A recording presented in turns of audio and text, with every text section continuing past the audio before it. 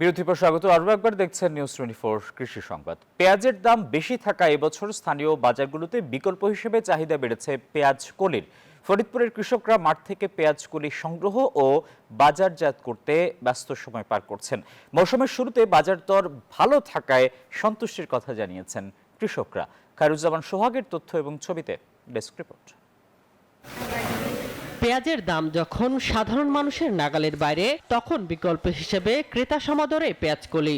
মৌসুমের শুরুতে প্রতি কেজি ৮০ থেকে ১০০ টাকায় বিক্রি হলেও বর্তমানে দাম ঠেকেছে তলানিতে। বিক্রি হচ্ছে ৩ থেকে ৬০ টাকা কেজি দরে। তবু বাড়তি আয় পেয়ে খুশি কৃষক।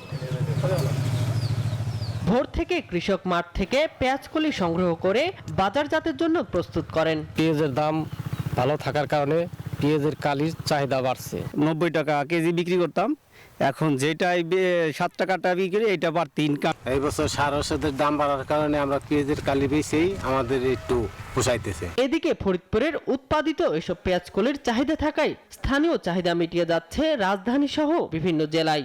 দূর দূরান্ত থেকে পাইকাররা কিনে নিয়ে যাচ্ছেন এসব পেঁয়াজকলি। ফরিদপুরের কালিটা যশোর হলো প্রচুর চাহিদা।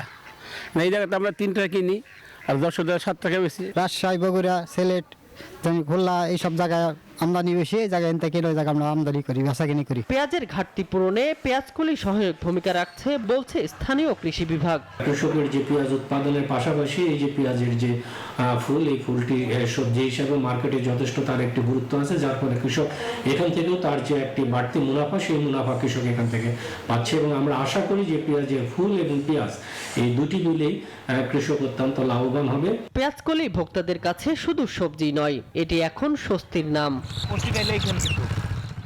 Desk report, news 24।